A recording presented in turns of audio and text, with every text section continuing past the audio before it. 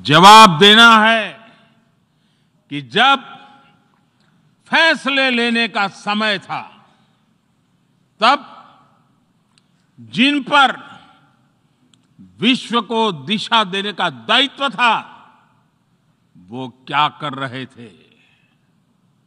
आज विश्व के सामने रिग्रेसिव थिंकिंग और एक्सट्रीमिज्म का खतरा बढ़ता जा रहा है। इन परिस्थितियों में पूरे विश्व को साइंस बेस्ड रैशनल और प्रोग्रेसिव थिंकिंग को विकास का आधार बनाना ही होगा। साइंस बेस्ड अप्रोच को मजबूत करने के लिए भारत एक्सपीरियंस बेस्ड लर्निंग को बढ़ावा दे रहा है। हमारे यहां स्कूलों में हजारों अटल टिंकरिंग लैब्स खोली गई हैं, इंक्यूबेटर्स बने हैं और एक मजबूत स्टार्टअप इकोसिस्टम विकसित हुआ है। अपनी आजादी के 75 वर्ष के उपलक्ष्य में जब हम आजादी का अमृत महोत्सव मना रहे हैं, भारत 75 ऐसे सैटेलाइट्स को अंतरिक्ष में भेजने वाला है जो भारतीय विद्यार्थी स्कूल कॉलेजों में बना रहे हैं। अध्यक्ष जी, दूसरी ओर रिग्रेसिव थिंकिंग के साथ जो देश आतंकवाद का पॉलिटिकल टूल के रूप में इस्तेमाल कर रहे हैं, उन्हें ये समझना होगा कि आतंकवाद उनके लिए भी उतना ही बड़ा खतरा है। ये सुनिश्चित किया जाना बहुत जरूरी है कि अफगानिस्तान की धरती का इस्तेमाल आतंकवाद फैलाने और आतंकी हमलों के लिए न हो। हमें इस बात के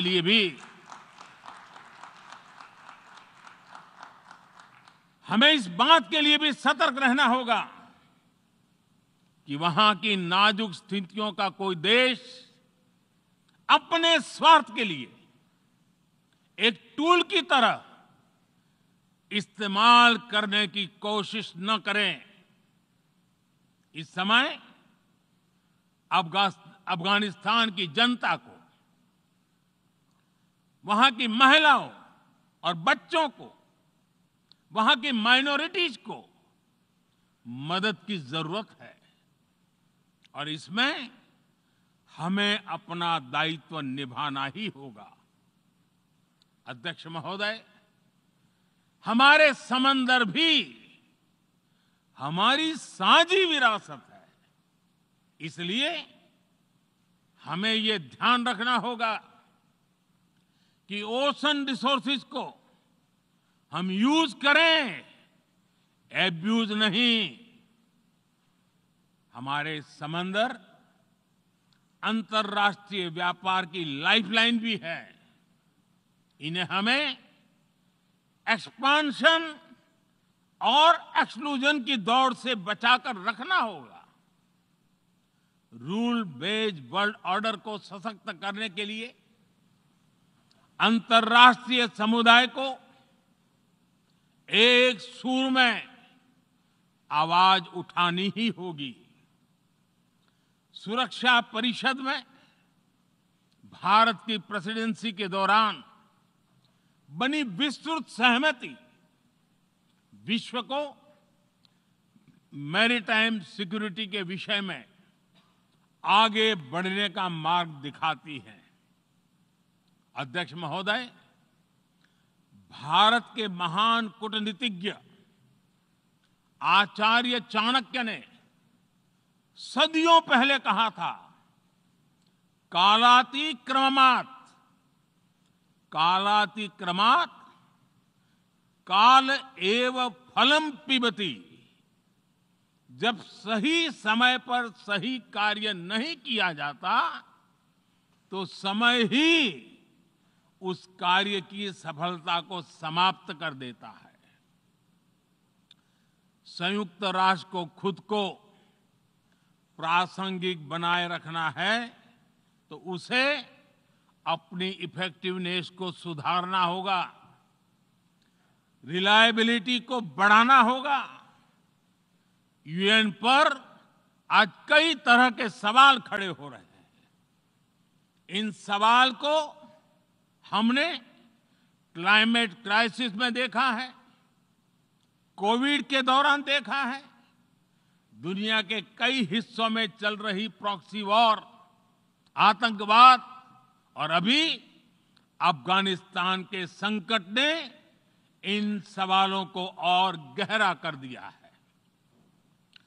कोविड के ओरिजिन के संदर्भ में और ease of doing business ranking को लेकर वैश्विक गवर्नेंस से जुड़ी संस्थाओं ने दशकों के परिश्रम से बनी अपनी विश्वसनीयता को नुकसान पहुंचाया है।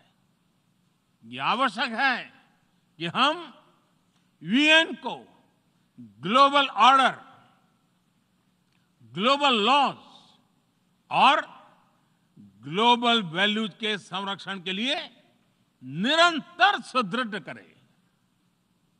मैं नोबेल पुरस्कार विजेता गुरुदेव रविंद्रनाथ टैगोर जी के शब्दों के साथ अपनी बात समाप्त कर रहा हूं।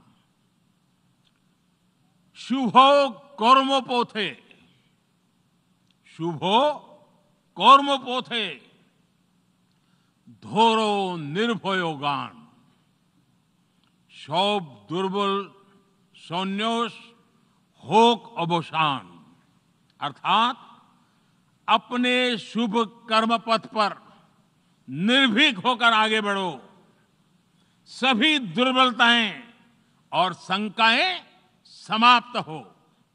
ये संदेश आज के संदर्भ में संयुक्त राष्ट्र के लिए जितना प्रासंगिक है उतना ही हर जिम्मेदार देश के लिए भी उतना ही प्रासंगिक है।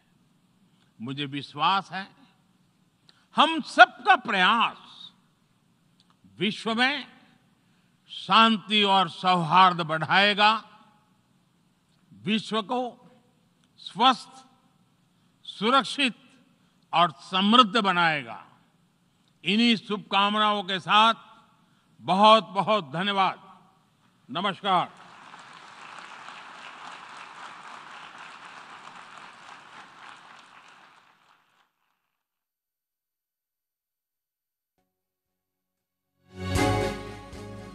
ವಿಶ್ವಸಂಸ್ಥೆಯ ಸಾಮಾನ್ಯ ಸಭೆ ಉದ್ದೇಶಿಸಿ ಪ್ರಧಾನಿ ಭಾಷಣ ಮಾಡಿದ್ರು. ಪಾಕ್ ಚೀನಾ ವಿರುದ್ಧ ಮೋದಿ ಪರೋಕ್ಷವಾಗಿ ವಾಗ್ದಾಳಿ ನಡೆಸಿದ್ರು. ಈ ಸಂದರ್ಭದಲ್ಲಿ ಭಯೋತ್ಪಾದನೆಯನ್ನ ರಾಜಕೀಯ ಅಸ್ತ್ರದಂತೆ ಬಳಸ್ತಾ ಇದ್ದಾರೆ.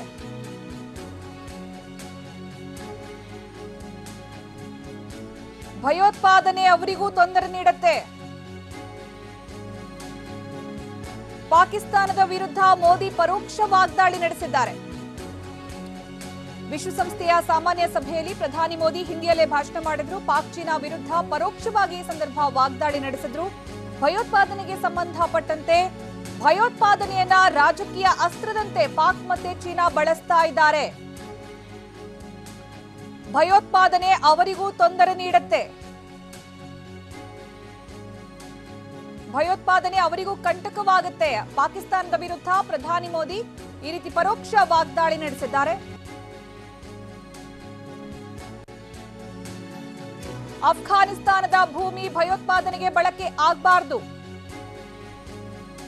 ತಾಲಿಬಾನಿಗಳ ಅಟ್ಟಹಾಸಕ್ಕೆ ಸಂಬಂಧಪಟ್ಟಂತೆ ಅಲ್ಲಿನ ಸೂಕ್ಷ್ಮ ಪರಿಸ್ಥಿತಿಯನ್ನ ಯಾವುದೇ ದೇಶ ಬಳಸಬಾರದು.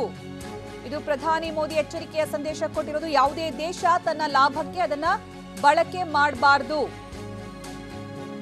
ಸಮುದ್ರ ಸಂಪನ್ಮೂಲ ಬಳಸಿಕೊಳ್ಬೇಕು, ಆದ್ರೆ ದುರ್ಬಳಕೆ ಬೇಡ.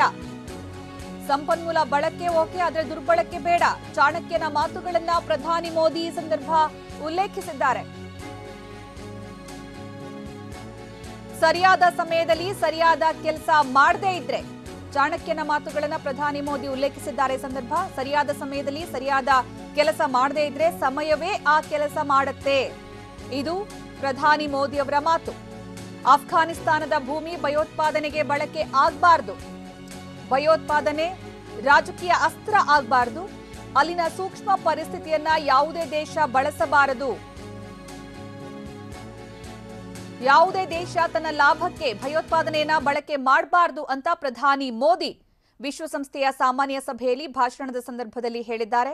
ಅಷ್ಟೇ ಅಲ್ಲ, ಭಾರತ ಉಜ್ವಲ ಪ್ರಜಾಪ್ರಭುತ್ವಕ್ಕೆ ಒಂದು ಉದಾಹರಣೆ ಆಗಿದೆ ಅಂತಲೂ ಹೇಳಿದ್ದಾರೆ. ಉಗ್ರ ಪೋಷಕ ಪಾಕಿಸ್ತಾನಕ್ಕೆ ಪ್ರಧಾನಿ ಮೋದಿ ಟಾಂಗ್ ಕೊಟ್ಟಿರೋದು. ಈ ಮೂಲಕ ಅಫ್ಘಾನಿಸ್ತಾನದ ಭೂಮಿ ಭಯೋತ್ಪಾದನೆಗೆ ಬಳಕೆ ಆಗಬಾರದು ಅಂತಲೂ ಹೇಳಿದ್ದಾರೆ. ಸದ್ಯದ ಅಫ್ಘಾನಿಸ್ತಾನದ ಬೆಳವಣಿಗೆಗೆ ಸಂಬಂಧಪಟ್ಟಂತೆ ಅಷ್ಟೇ ಅಲ್ಲ, ಅಫ್ಘಾನ್ನ ಸೂಕ್ಷ್ಮ ಪರಿಸ್ಥಿತಿಯನ್ನು ಯಾವುದೇ ದೇಶ ಬಳಸಬಾರದು ಅಂತಲೂ ಅವರು ಹೇಳಿದ್ದಾರೆ. जो देश आतंकवाद का पॉलिटिकल टूल के रूप में इस्तेमाल कर रहे हैं, उन्हें ये समझना होगा कि आतंकवाद उनके लिए भी उतना ही बड़ा खतरा है. ये सुनिश्चित किया जाना बहुत जरूरी है कि अफगानिस्तान की धरती का इस्तेमाल आतंकवाद फैलाने और आतंकी हमलों के लिए न हो. हमें इस बात के